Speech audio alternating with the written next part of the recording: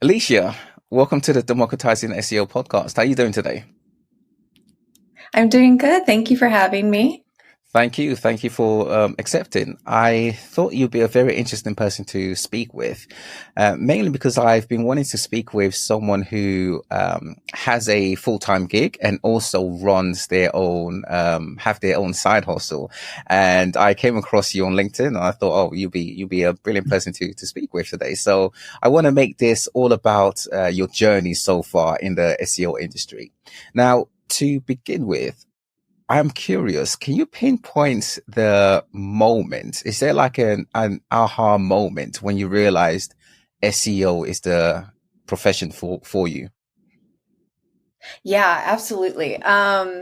So when I first started my website, I did not know what SEO was, and I did not even learn that word until probably 2 years into my website journey because I was learning from the mommy bloggers, and they rely heavily on like Pinterest for traffic. So I was very much in that world. And then Pinterest took kind of like an algorithmic nosedive where suddenly it just wasn't the gold mine that it used to be. And so I was like, okay, Yeah. right. Well, I got to get traffic from somewhere. And that's when they're pretty much affiliate marketers started finding their way onto the mommy blog Facebook groups selling courses about SEO and how to get traffic via SEO. So I was like, okay, yeah, sign me up for that. And and I know people have like different opinions about some of those courses. Some of them maybe are not on the level to the extent of others, but I actually learned from some pretty good people and I was very interested in it. So of course, I was motivated to learn it because I needed to get traffic to my site because Pinterest wasn't working the way it used to. But also, like, the more that I was doing it, I was like, I'm really into this. Like, this is exciting. It felt like such like a cool game to me. And at the time, I had quit teaching. I was a middle school teacher for 14 years. And I was very much in like, okay, well, what am I going to do with the rest of my life now? I didn't know. I kind of thought I wanted it to be that website, but like, I just found myself digging deeper and deeper into SEO. And I'm like, I really enjoy doing this. So that's when I started looking to see, like, okay, well, I'm very self taught. I've been a teacher forever. 1,000 years ago, I got a master's degree in integrated marketing communications, but that was like before any of this was really happening. It was like 2005, 2006. So I'm like, maybe I could get a job. So I started exploring like very entry level roles. And that's how I just kind of got into it as a profession while using my own website as like my own little playground and place to conduct experiments. And I just fell in love with it, honestly. Hmm. Why do you think,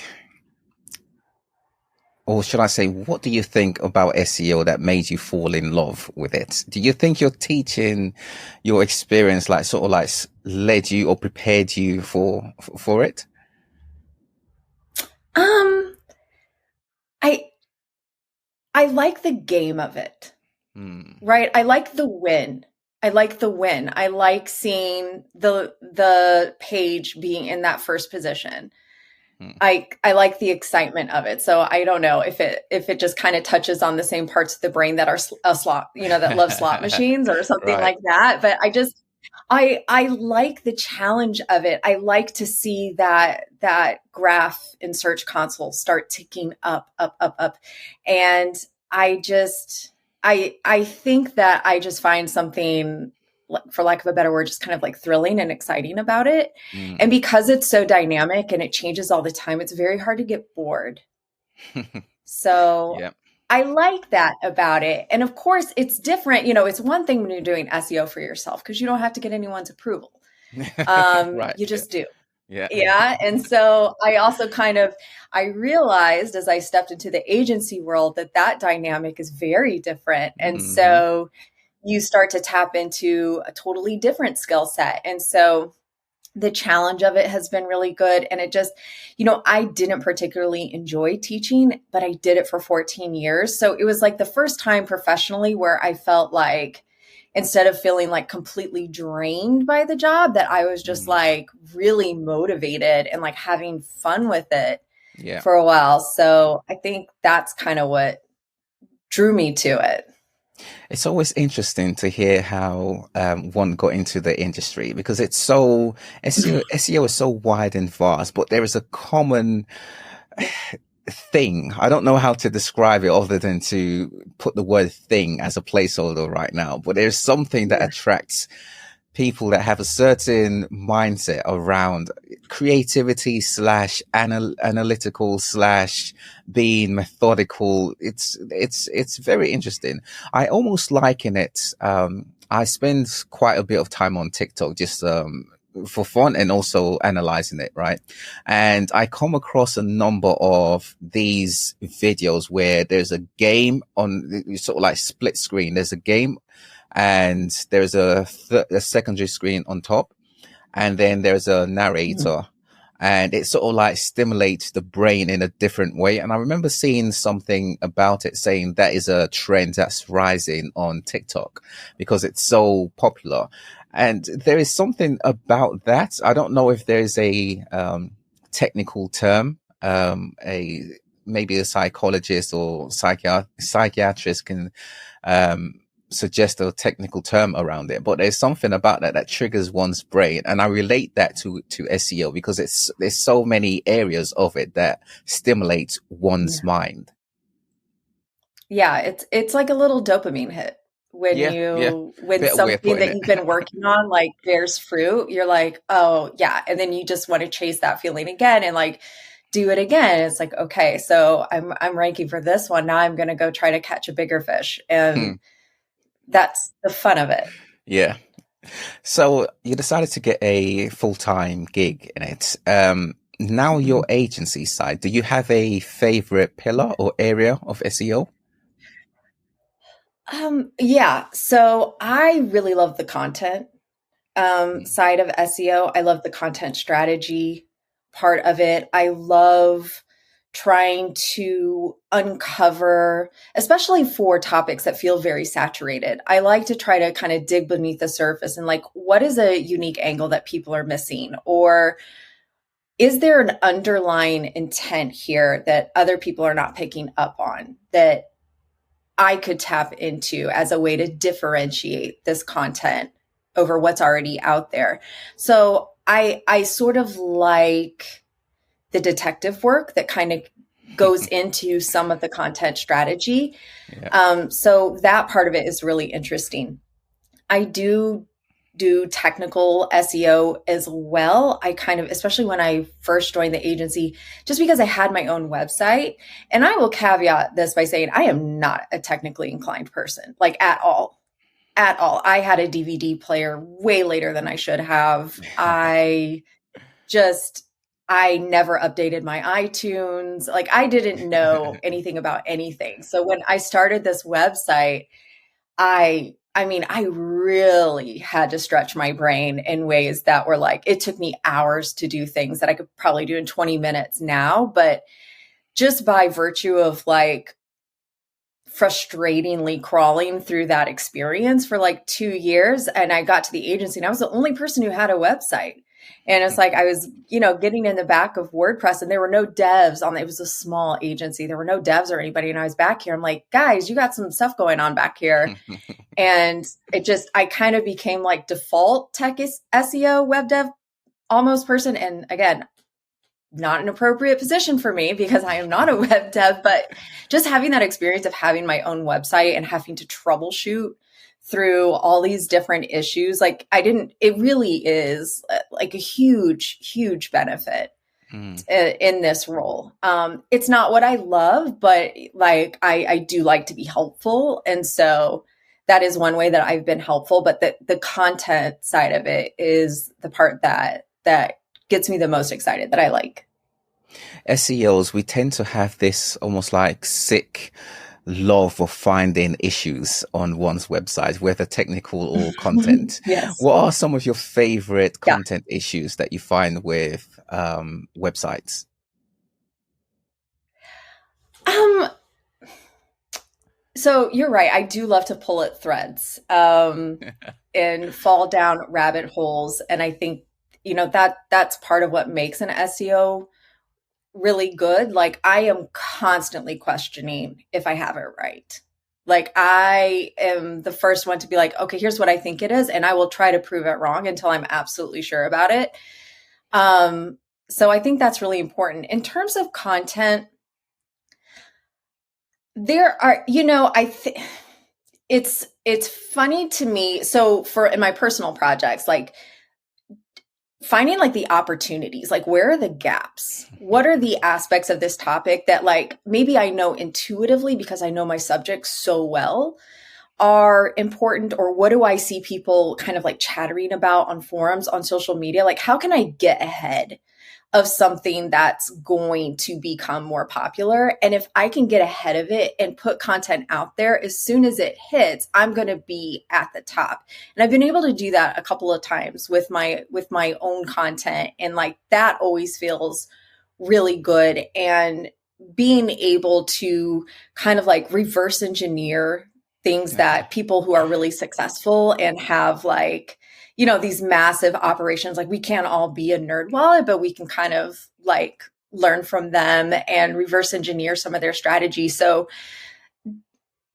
trying new things out, seeing what people who are having success are doing, and just finding ways to like iterate and innovate off of what's already out there. Like, I love doing stuff like that personally. On the agency side, what I find so interesting is just like how many people come to you for SEO and they're so resistant about content. And I'm like, this is 90% of it, guys. Like, we got to do content. Like, there's not a magic meta description that's gonna get you there. And so that has been, I would say, on that side, like, finally convincing a client to actually like go in on a proper content strategy. Like, that's a biggest win that I've had. And maybe this is just like the clients that we have, but I remain so surprised at how many obstacles you have to push through to get people to like truly invest in content. It's wild to me. Totally. I find content, SEOs who focus on content tends to be fixed within a vertical or industry. For example, technical SEOs, right? You don't necessarily need to know the industry of one's business. You simply need to know technical SEO. Whereas content, if you're working on an area like technology, or I don't know, doing research around TVs, it's an area that we're very familiar with. But if you had a client who was in the marine lifestyle space, it's very foreign, right? Or an archaeology client, it's so foreign that it may not gravitate to one's approach to strategy. How do you navigate this interest, yet being able to create a strategy despite the vertical or industry? Yeah, absolutely. So one, I think you have to figure out who on the team to talk to. Like, you need to talk to key stakeholders on the other team, salespeople. This happened very recently. It's shocking to me, like, how helpful it is to actually talk to your sales team and like figure out like what are the questions that people are asking, and just how much discussion is not happening internally, especially with these like big enterprise clients. Oh yeah. It's like, I don't think they've ever talked. And so I just decided to talk to them. And then it's like revolutionizing the next approach. And all I did was have a conversation. So I think just understanding that, like, businesses have a lot of balls in the air. They're doing a lot of things, and some stuff that might seem like very apparent and obvious to us, maybe they haven't done it. And so taking that initiative. So I will talk to salespeople. I will talk to, if it's somebody like that's on, the product team, who like really, really knows the product and the subject area. I love to hop into forums like Reddit and Quora. I like to see like what Facebook groups are talking about. I mean, it really depends. Like, excuse me, some of the more technical things, like, yeah, that's really, really challenging.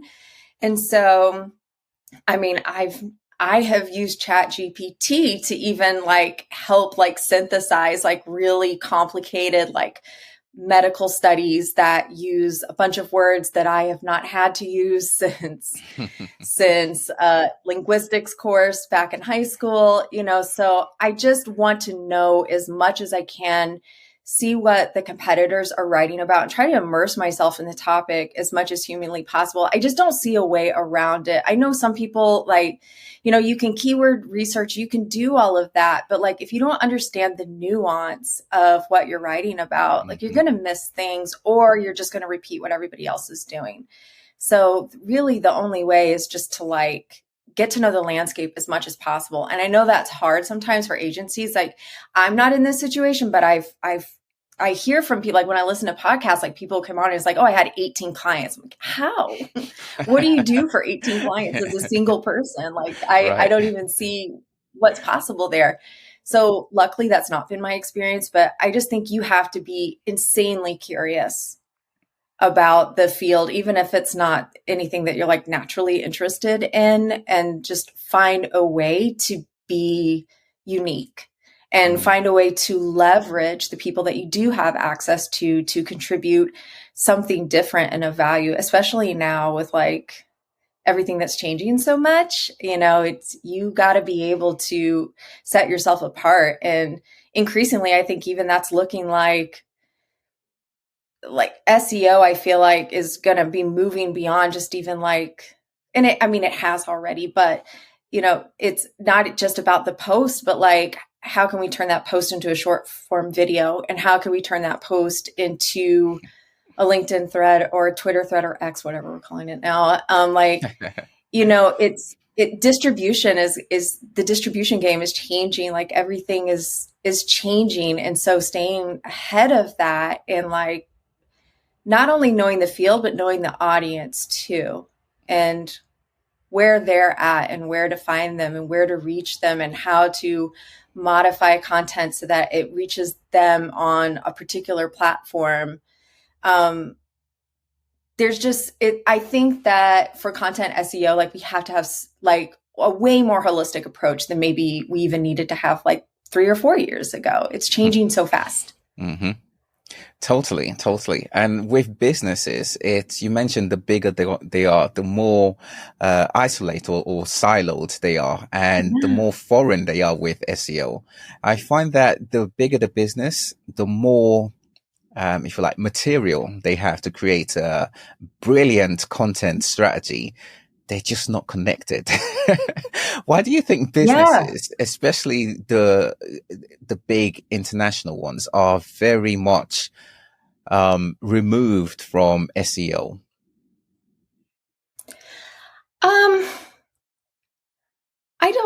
I think it's probably a couple of things. Like one, a lot of people just don't know what SEO is. Just defining what SEO is, what it can and cannot do, because you know, if you have somebody in a position of authority that understood SEO 7 years ago, they don't really understand it at all right now, but they're still trying to apply 7 years ago principles to today's, and it doesn't work. And so you have to re-educate and manage up a little bit in some cases, which is not easy to do. So I think it's a combination of not fully understanding what SEO is, not fully understanding what SEO can do versus can't do. There are so many people that I have learned or realized rather in the agency side that sometimes people come to you for SEO and what they really want is, what they're really saying is like, my website's not working for me the way that I want it to, so I need SEO. But maybe they don't. Like maybe they need a little SEO, but really what they need is some UX. Maybe what they really need is like some dev work, but they just don't have the vocabulary for it, or they don't quite understand. So they're just like, we need some SEO. And then I step in and I'm like, okay, this is not at all an SEO project, but let me help you figure out what we do need. I work outside the scope of SEO constantly in my Yeah. role, because there's just, even in the agency, like there's just not a person there for that. Like technically, if I'm doing like CRO or UX work, like that's not SEO at all. But I find as SEOs kind of have to take on those roles as well. And then of course there's the ROI, like how do you measure SEO? It's challenging. Like there are certainly ways to do it. But like what is the goal? Like, am I creating these? Like, are we trying to draw a straight line between this content we created and some conversion goal that you're trying to meet, like a sign up or a sale? We can do a little bit of that, but like, what about when the goal is just to like improve brand visibility? Like, how do I connect the dots between that very top of funnel blog that somebody read 2 months ago, and then they saw your name again, remembered that blog, and then like trusted you a little more to like click and convert? Like, it gets tricky. Those waters get muddy. And so it's easier with ads. Like the data is a little bit easier there, right? You can show it's like, here's what we did and here's what we got out of it. SEO is harder to do that. And so I think getting buy-in is more challenging too, because you really have to push, like you have to connect what you're doing to results. And I have found that like not everybody does that.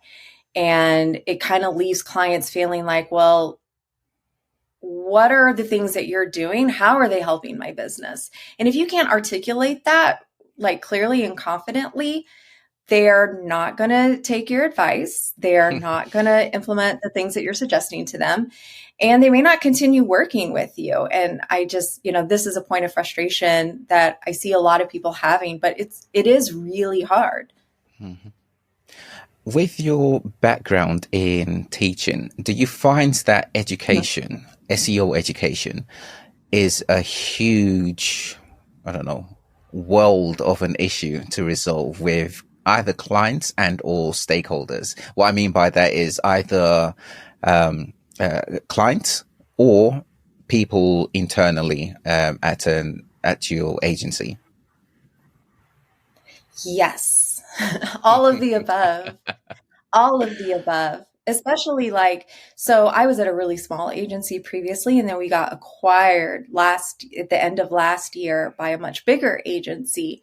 But in both cases, neither agency had fully developed SEO departments. And so we twice now, had to be educating people internally about okay, here's what SEO is and is not. Here's when it's appropriate to bring a task to our department versus here's actually, you should probably go to this other location. So there is a lot of that internal education, but also with clients as well. I was really fortunate.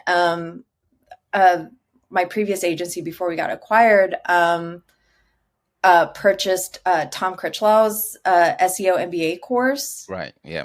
For me and another one of my colleagues. It's a great course. I highly recommend it. But I learned a lot there from him about educating clients and how to show them hey, here's what your competitors are doing. Here's what you are doing. Here's their publishing velocity versus yours. Here's the traffic they're getting. Here's what we can predict are the profits that they're seeing from this. And just being able to connect those dots in a way that is clear and compelling, because previously I've been in meetings where it's just this monster of a slide deck that's 40 slides long and just talking at a room of people and then saying, okay, well, we're done here. Thanks. Let's get cracking on it. And I think being a teacher, I have that experience of you can't just talk at people. People have different learning styles. There are different ways that they're engaged. You have to kind of pause and check for comprehension, as it were, ask questions, find ways to get people involved. So there's definitely been a little bit of that, and, trying to just revamp even our internal training processes. We can't just throw a bunch of links at people, tell them to read it, go forth, and then expect that they're going to know what to do. So like I do have to put my teacher hat on a lot. And it's like, okay, I'm going to make a video showing you how I do it. And I'm also going to give you this thing to read. And I'm also going to give you this task to work on as a practice. And then we are going to go walk through it together. And then you're going to explain to me your thinking so I can understand like what you get, what you don't get, and adjust accordingly. That's very much teacher moves. And because I was in the education world for so long, I didn't realize just like how much sometimes like the business world has no clue of those kind of things. And they're just like with onboarding and training, they're just like, here, read some stuff, watch some stuff, you'll be good to go. And I'm like, it doesn't work that way. You have to teach people, and you have to check that they understand, and you have to give them practices before you kind of throw them on a client facing task, because I've seen that go really badly in the past as well. So yeah, I put my teacher hat on a lot. Even when I wasn't working at an agency, I actually started SEO for like this monstrously large affiliate website that was like your typical Amazon review site, right? That was, like best scooter for this, best skateboard for that, and I had to do that too, like creating these SOPs for writers, and it's interesting. And I definitely think like if there are teachers out there that are looking to transition out of the classroom, I think the business world is sorely in need of some of their skill set, just in terms of like teaching and training. It's so important. Yeah, completely agree. For me, SEO education is a big part of a site or a business or a brand success online. And I find that the more a client has great onboarding and evangelism internally around SEO, the better their SEO performance is. Because, for example, SEOs going to non-SEOs and asking to have things implemented is, quite a challenge for an organization, especially the bigger the organization. If you have your own website, it's very simple just to do, right? You know how simple it is. Let's say creating or publishing an XML sitemap, or creating an XML sitemap. If you have WordPress, Wix, even Drupal, any of these sites, is very simple to do. A lot of these organizations, big organizations, they have either an outdated CMS or a custom built CMS, which makes it a hell of a problem to create. And you'll find that historically it's been something that's been neglected for the sake of other things, usually something broader to SEO. And an SEO trying to accomplish this requires education for the non-SEOs to essentially get them on side, which is quite an interesting problem to tackle in itself. It is. Like the soft skill part of SEO, I think sometimes are a little bit understated. And again, I guess in my naivete, like when I joined the agency world, I just assumed like if a company came to an agency and paid them like thousands of dollars a month for SEO, that they would just be ready to do some SEO. And it's not at all how that works. And so you have to really you have to get people bought in, and you have to really be able to like nurture those relationships, build that trust, make it, convince them like, hey, I do know what I'm talking about here. Be able to show them results. Like, here's a similar project that I worked on, and here's what we did. Here's the results that it got. But if you can't do that, it becomes a really, really tough sell. Yeah. So yeah, That's probably been the most eye-opening experience for the agency world for me. And just like I listen to SEO podcasts all the time. I hear people talk about this all the time, and I genuinely just thought people would be like, "We need SEO," and I'd be like, "Okay, great. Here's some stuff to do," and they'd be like, "Yeah, I'll do it." And that's not what happens at all. No, it's unless you have your own site, then it's then it's a breeze. Now, with your site, is it a site that you built before or after you had a full-time gig in SEO? I forget which was it you mentioned before. earlier. Before. Okay. Before. Yeah. So I started. Yeah. Go ahead. Yeah. Sorry. I was going to ask about the traffic that you were receiving first from Pinterest, and then you decided to focus on SEO. What was it about SEO that made you decide to go with it as opposed to display ad or any other channel? So I've never, so I think like display ads, that you got to have money. You have to have money to do display ads. So part of that was just my budget did not allow me to pursue interests like that at the time. This is going to sound hilarious now, but I thought that Google was a safer, more stable traffic source than Pinterest. So I was like, oh, I can't be subjected to the whims of Pinterest anymore. I need to go with the safe bet, which is Google. Of course, I've learned that that's not the case for everybody on it, but luckily, and like knock on wood, I've not ever been hit by an algorithm update like negatively. So far I'm in Google's good graces, but that was my thinking at the time.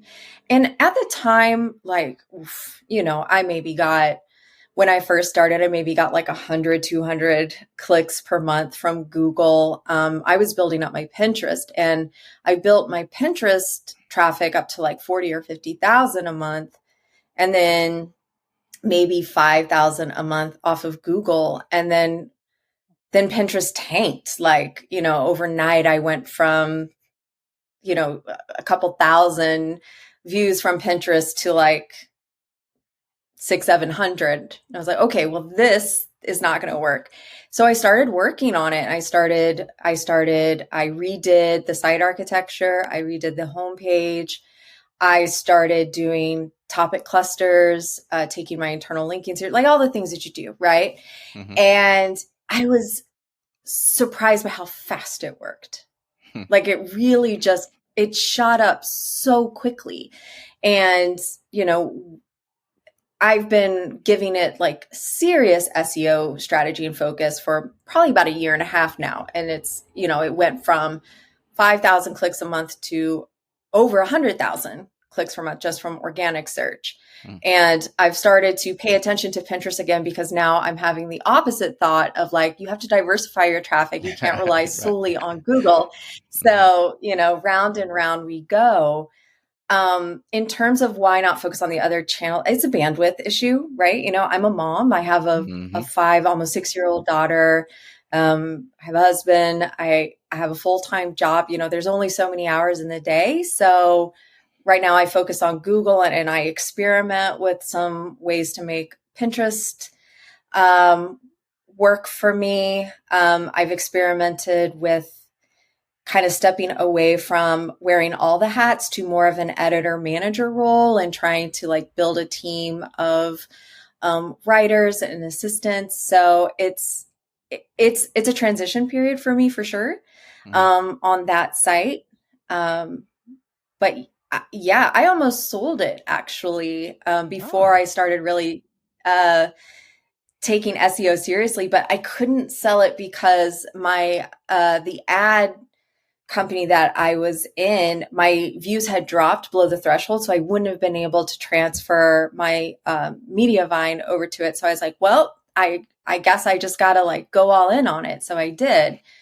And I've built it up to something that's really interesting. But yeah, I'm kind of just like, all right, so this is starting to take off, but I also have this other job. So, just thinking like, what to do, what to balance, where to start putting more eggs in which basket. So the bandwidth is an interesting area, isn't it? Because you have a full-time gig, but yet you would like to spend more time on the site.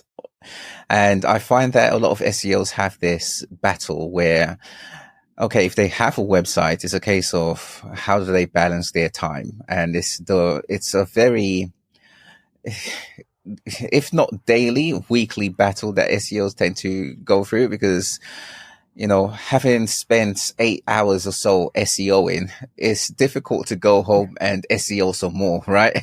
So the bandwidth is always an interesting area. Another area that I find quite interesting is, if you have your own website, it's your business, especially when you start earning from it, right? And you're almost having two hats on, an SEO hat as your profession and your business hat on. Have you ever made a decision that trumps SEO quote unquote best practices for the sake of the business? Not really. I haven't done. No, I can't. Yeah, I don't think anything that I've done. And this is also probably because I'm not an affiliate marketer, like at all. My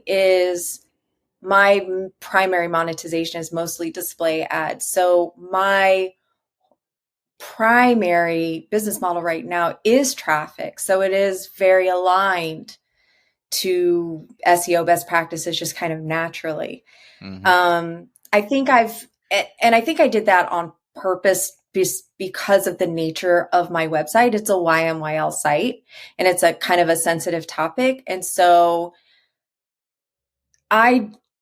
people come to my website because they want help with something. And I am very particular about any brand partnerships that I have on there because I'm sensitive about how much I sell to this audience. I want to connect them with services and goods that I think will actually help them with the problem that they're there to solve. But beyond that, I don't do a lot of the product reviews and things I'm experimenting with maybe venturing into that for because I've branched off into some subcategories that are not as sensitive.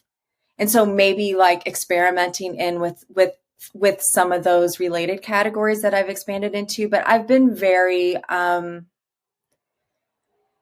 would say I haven't sacrificed SEO for business goals, but I think I've definitely sacrificed business goals just for just trying to be a morally sound website owner. And just making sure that I am protecting my readership from things that I would view as predatory. Cause I have also a private Facebook group, of I think 7,000 people that are very engaged. So I'm very protective of what goes into that thread or things that I'm recommending. So I'm a little bit unique in that point, right? Because I'm, my website's not about grilling or, changing tires, right? It's helping people with a really serious problem. So you have to be sensitive about those kind of things. So mine is not a good business model. There are people who get the traffic that I get that make 10 times what I make in a month, but it gives me purpose. So it's what I do for now. But, I've thought about starting other websites, but with what time, I don't know. But right. Just to kind of see and experiment with the part that you're talking about, more of the, product review, really experiential stuff. But I've never ventured into that too much. It sounds as though you're building a community and are very much focused on that community, which is a breath of fresh air, I must say, because a lot of sites, a lot of SEOs will just essentially go with the business objectives and be very hardcore with metrics. Now, I find that a lot of bloggers, they tend to have a very unique way of acquiring traffic, right? Via SEO without necessarily knowing SEO best practices. And Mm. what do you think some SEOs, professional SEOs, can learn from the blogger sphere? Um, well, so it depends, right? Because the blogosphere is very diverse, and I'm acutely aware of the corner of that world that annoys professional SEOs because we see this playing out on Twitter all the time. But and it's funny because the thing I'm about to say, I think professional SEOs are realizing it because Google's like leaning so heavily onto the EEAT, but I think that has been very intuitively built in to some of these blogging websites, like myself included, as you said, like building communities around the brand of your site because and again, I'm very familiar with the mommy blogger world because those are the gals that I learned from at the beginning, even though I am not, my website is nothing about mommying, but it's like, these are all the same topics, but what people are connecting to is your unique perspective and experience with those topics. And I think like the old school bloggers, especially, were just very good about intuiting like how to reference back to like, and here's this topic, like they'll be talking about, I don't know, potty training, right? And it's like, and we're struggling with little Johnny wetting his bed. We've had to do pull-ups. But do you remember, I think this is part of like that 3-year sleep regression that I mentioned in the blog post in September, and they link to it. And like, they just know how to reference themselves really naturally in a way that just makes sense. And they're very good at,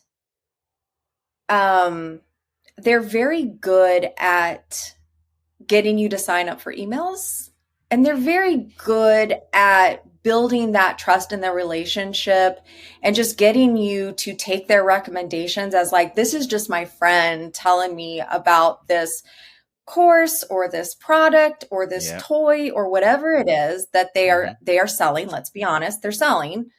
But they just make it seem like it's not selling. They make it seem like this is my good friend who knows what she's talking about. And this is the bottle she was using for her son. And so it's the bottle that I'm going to get. And I think it's just that community feeling and like making connections between the content and just like providing that really unique perspective.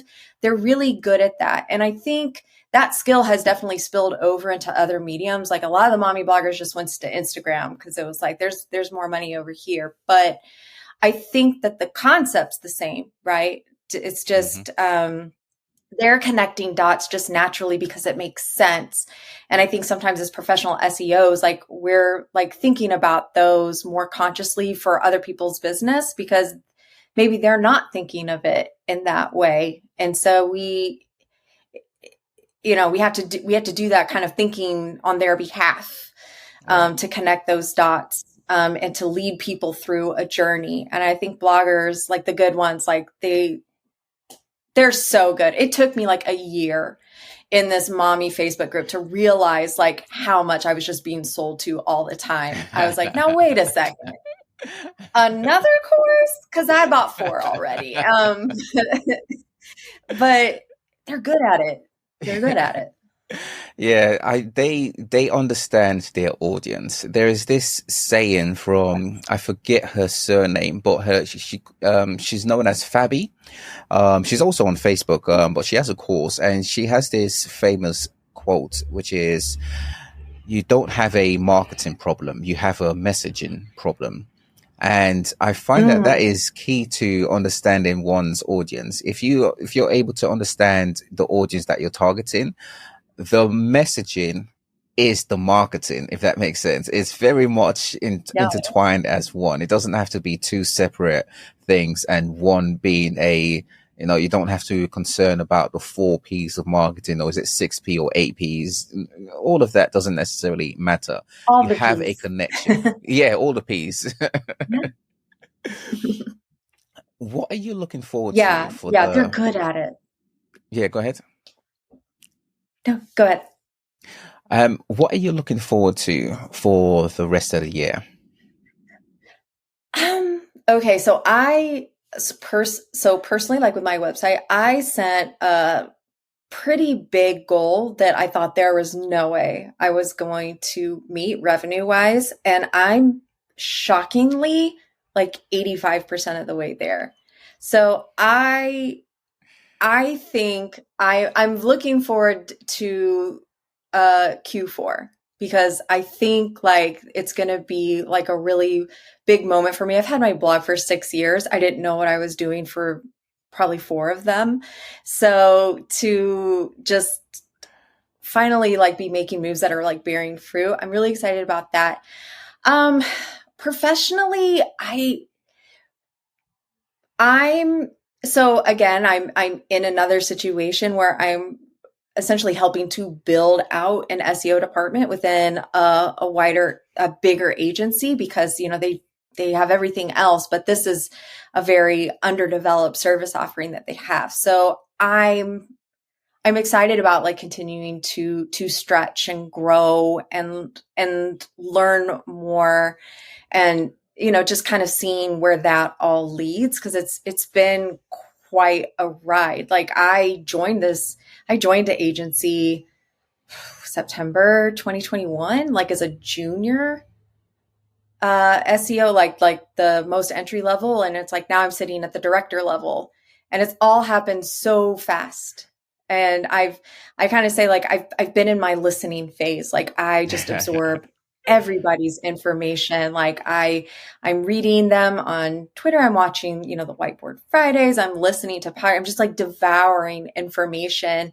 And I think now it's kind of like entering a new phase where I'm starting to maybe talk more about like the work that I've been doing. It's a mindset shift, right? Like Yeah. kind of reimagining myself as somebody who could be like an authority in the SEO space or just a thought leader, somebody, who might have like good advice or good insights, to give to other people on SEO and like teaching other people and helping other people in the SEO space. I can see myself maybe starting to move more into that phase because like right now I'm pretty much just a listener and I just like comment on other people's stuff but I don't say very much.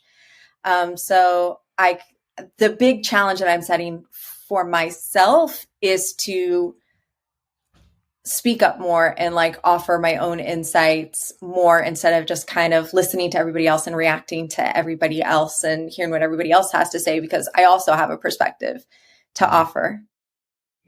Yeah, and I love hearing your perspective. The 4 years you mentioned with your personal site, it sounds to me as though those are strong foundations that you spent those years building to flourish in the last two years now. And similar to your full-time role, it sounds as though you've had a very solid foundation and are now on the verge of something else. What that something else will be fascinating to discover. What would you say has been your biggest realization of SEO as a professional? So I think the biggest realization that I've had is that there's not exactly one right way to do any of this. There are a lot of really smart people that have competing ideas. And sometimes the loudest, most confident voices in the room are not right. And I've had to, I don't know, people talk about like imposter syndrome or things like that. Because I was self-taught and I never worked in the agency, I kind of maybe just took it face value. I'm like, oh, well, person said X, so it must be X. Even if there was something like, but X doesn't seem right to me because of this reason, that reason, and that reason.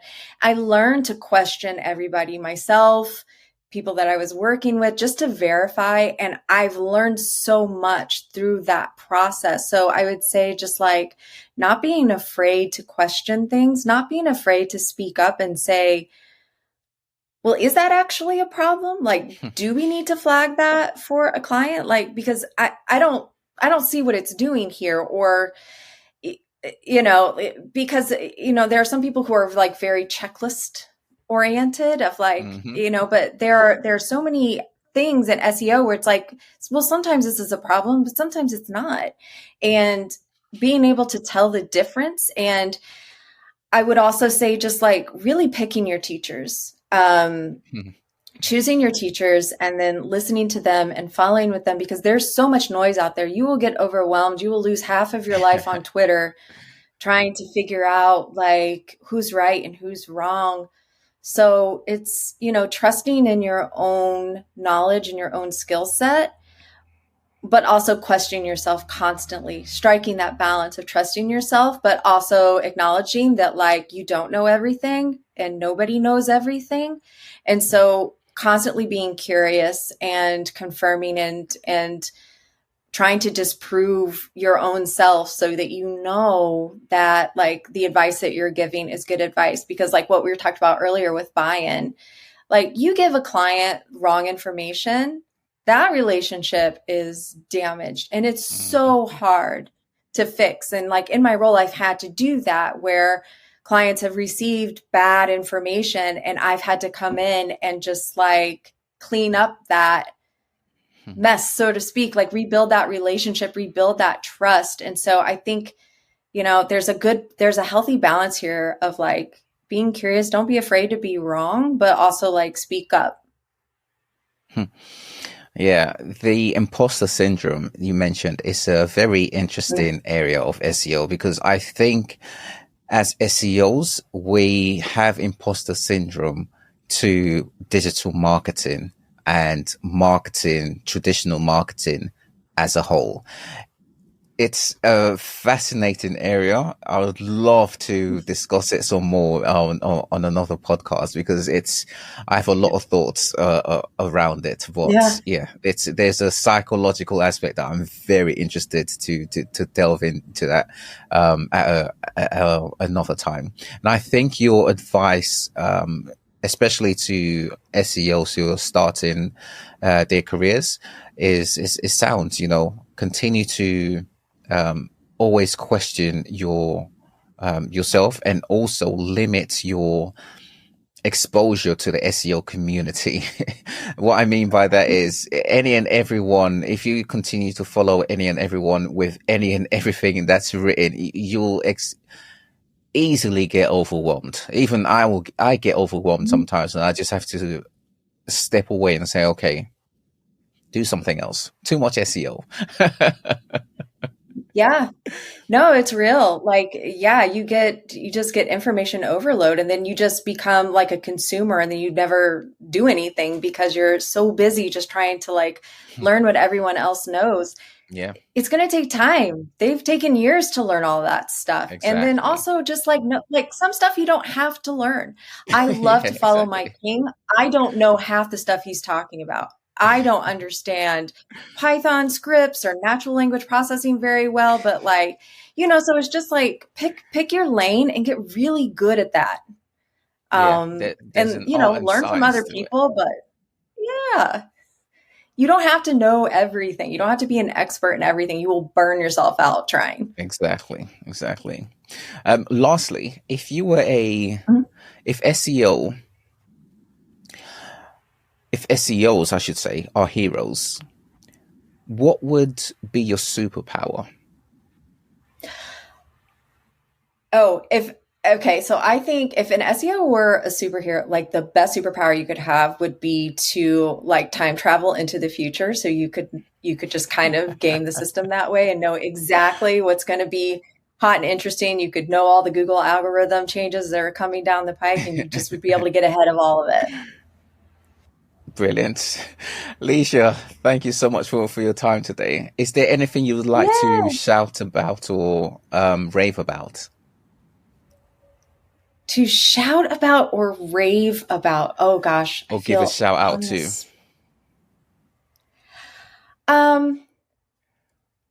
So I would say, oh gosh, I feel so. So I would definitely shout out the people that I follow and I learn so much from.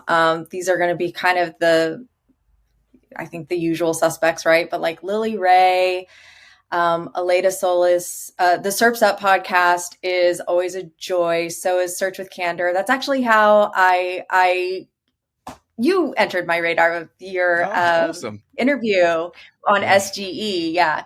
And that's when I followed you on LinkedIn because I really like that conversation. And of course, Women in Tech SEO, I'm part of that group. It's been transformative for me. Arish has done an incredible job with that.